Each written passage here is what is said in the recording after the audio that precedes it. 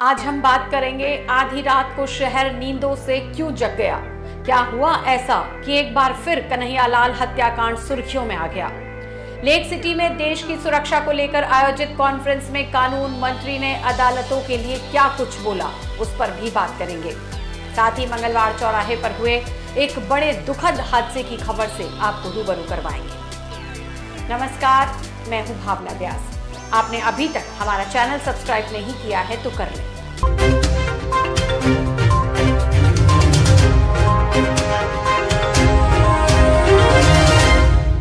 आधी रात को शहर सो रहा था कि अचानक सुबह 5 बजे कन्हैयालाल हत्याकांड सुर्खियों में आया तो सभी की नींदें उड़ गई। वो खौफ का मंजर और वो वीडियो हमारी जहन में दौड़ने लगा। ऐसा इसलिए हुआ क्योंकि अल सुबह 5 बजे एनआईए की टीम हत्याकांड से जुड़े आरोपियों को लेकर न केवल उदयपुर पहुंची बल्कि उस जगह ले गई जहां कन्हैयालाल की दुकान है, मालदास स्ट्रीट का भूत महल इलाका। सुबह दोनों को चाक चौबंद व्यवस्था के आरोपी रियाज अत्तारी और गौस मोहम्मद को एनआईए टीम अलग अलग कारों में लेकर पहुंची। इससे पूर्व पूरे शहर में कड़ी नाकाबंदी की गई। आधी रात से शहर में गहमा गहमी का माहौल रहा। उदयपुर की मालदास स्ट्रीट स्थित कन्हैयालाल की दुकान वाले एरिया में शुक्रवार आधी रात से चप्पे चप्पे पर पुलिस के जवान तैनात किए गए। आम आदमी को तो इसकी भनक तक नहीं लगी। शुक्रवार देर रात करीब 11 बजे एनआईए की टीम दोनों आरोपियों को अजमेर की हाई सिक्योरिटी जेल से लेकर उदयपुर पहुंची थी। यहां उन्हें भोपालपुरा थाने में रखा गया। टीम ने आरोपियों को मालदास स्ट्रीट और भूत महल गली के पास बापर्दा गाड़ी में ही बिठाए रखा। यहां आरोपियों से रूट से लेकर घटनास्थल की मार्किंग कराई गई। इस दौरान एनआईए एसपी रवि कुमार सहित कई अधिकारी मौके पर मौजूद रहे। पूछताछ के दौरान सामने आई बातों को एक डायरी में नोट किया गया।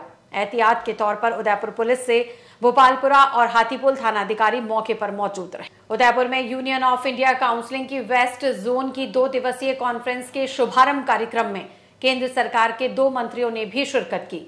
कई राज्यों से आए 300 से ज्यादा अधिवक्ताओं ने इस कॉन्फ्रेंस में भाग लिया।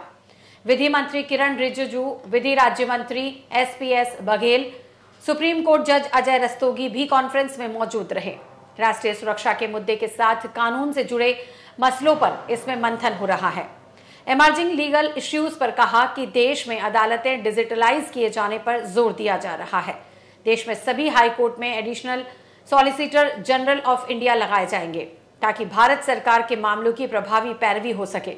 उन्होंने कहा कि जहां जहां यह पद खाली हैं वहां जल्द पद भरे जाएंगे। हाईकोर्ट और लोअर कोर्ट का आधारभूत सुविधाएं बढ़ाने के लिए सरकार प्रभावी कदम लगातार उठा रही है। ये न्यायिक सिस्टम को रीलुक करने का समय आ गया है। उन्होंने कॉलेजियम सिस्टम पर सवाल खड़े करते हुए कहा कि इस पर विचार करने की जरूरत है। कानून मंत्री ने कहा कि भारत की न्यायपालिका स्वतंत्र है, लेकिन सोशल मीडिया में न्यायपालिका की छवि पर विपरीत और गलत टिप्पणी करने वालों के खिलाफ कार्रवाई हो। इस मुद्दे पर सुप्रीम कोर्ट के सीजे ने भी चिंता जताई है। कार्यक्रम में सबसे पहले उपराष्ट्रपति जगदीप धनखड़ और प्रधानमंत्री के संदेश भी पढ़कर सुनाए गए। उद्घाटन सत्र के बाद आज 2 तकनीकी सत्र का आयोजन हुआ। सुप्रीम कोर्ट के जज अजय रस्तोगी ने कहा कि अदालतें खोलने की बजाय मौजूदा अदालतों को पर्याप्त संसाधन उपलब्ध कराए जाएं। नए मजिस्ट्रेट को बेहतर ट्रेनिंग की जरूरत है जिससे वो अच्छा काम कर सकें। तकनीकी रूप से सशक्त करने की आवश्यकता पर बल दिया जाना चाहिए। जस्टिस रस्तोगी ने कहा कि देश में कानूनों पर अपडेट होने पर जोर दिया जाना चाहिए। कार्यक्रम में राजस्थान हाई कोर्ट के active CJ MM Shrivastava, Gujarat high court के CJ Arvind Kumar, solicitor general of India Tushar Mehta मौजूद रहे। जो सिस्टम चल रही है उससे कुछ तकलीफें तो हो रही हैं, सबको मालूम है।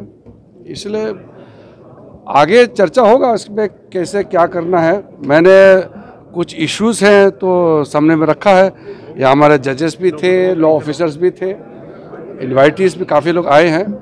ये इस तरह का कॉन्फ्रेंसेस में कुछ मुद्दे जो ऐसे होते हैं जो अगर सामने में रखे तो सबको मालूम चलेगा कि लॉ मिनिस्टर का माइंड में क्या है और सरकार क्या सोचती है।